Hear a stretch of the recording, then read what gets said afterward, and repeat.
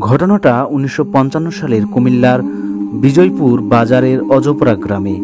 এখন হয়তো আধুনিকতার ছোঁয়া লেগেছে, কিন্তু সেই সময় সেখানে বিদ্যুৎ তো দূরের কথা, সন্ধ্যার পরেই গা ছমছমে অন্ধকার নেমে আসত।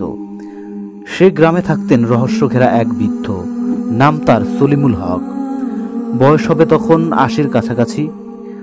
প্রতি সন্ধ্যায় আমরা কয়েকজন তরুণ বট গাছের নিচে জড়ো হতাম তার ভৌতিক গল্প শুনতে। একদিন হালকা বৃষ্টির পর বট গাছের নিচে কুয়াশায় ঢেকে গিয়েছিল। এমন আবহে সলিমুল হক হঠাৎ বললেন, আজ তোমাদের এমন এক ঘটনার কথা বলবো যা নিজ চোখে দেখেছি, আর যেটা আজও আমার হাড় হিম করে দেয়। সবাই নীরব হয়ে গেল। তিনি শুরু করলেন। ঘটনাটা রাবেয়া নামের এক মেয়েকে নিয়ে। বয়স তখন ১৫ পেরোয়নি।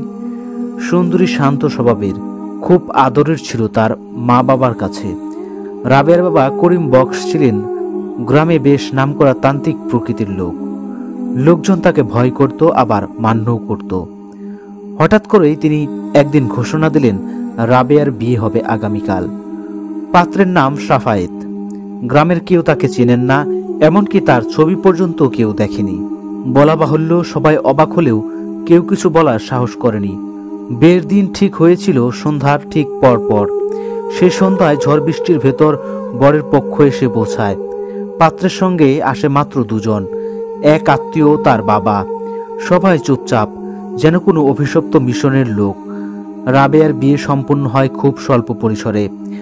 সলিমুল হক একটু থেমে কাশি দিয়ে বললেন, পাত্রকে যখন দেখলাম মনে হলো চোখ দুটো কেমন যেন কুয়াশায় ঢাকা।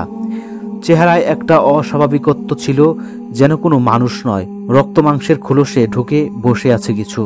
বিয়ে শেষে সবাই চলে যায়। রাত গভীর হলে রাবেয়া নিজের নতুন ঘরে যায়। ঘরে হারিকেনের মৃদু আলো জ্বলছিল। পাত্র তখনও ঘরে ঢোকেনি। কয়েক মিনিট পরে পায়ের আওয়াজ শুনে সে ঘাড় ঘুরিয়ে দেখে বরটি এসে দাঁড়িয়েছে দরজার কাছে।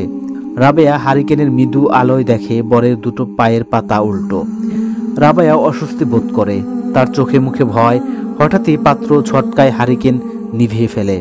ঘর নিমিষেই অন্ধকারে ঢেকে যায়। তারপর নিঃশব্দে তার পাশে এসে বসে। রাবেয়ার শরীরটা যেন জমে যায়, শ্বাস আটকে আসে।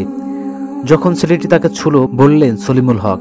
সে বলে হাতটা অস্বাভাবিক ঠান্ডা আর লোমশ ছিল, একেবারে পশুর মতো।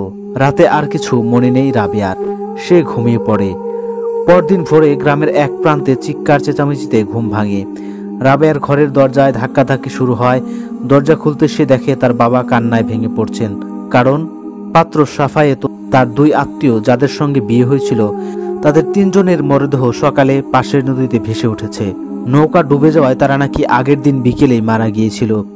রাবেয়া শুনে অজ্ঞান হয়ে পড়ে। গ্রামে রটে যায়, যাকে রাবেয়া বাসরাতে পেয়েছিল সে মানুষ ছিল না।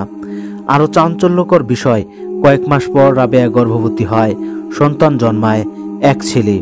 চেহারায় আশ্চর্য মিল সেই রাতের অচেনা পাত্রের সঙ্গে। কুয়াশা ঢাকা চোখ, নিঃশব্দে তাকানো ভঙ্গি,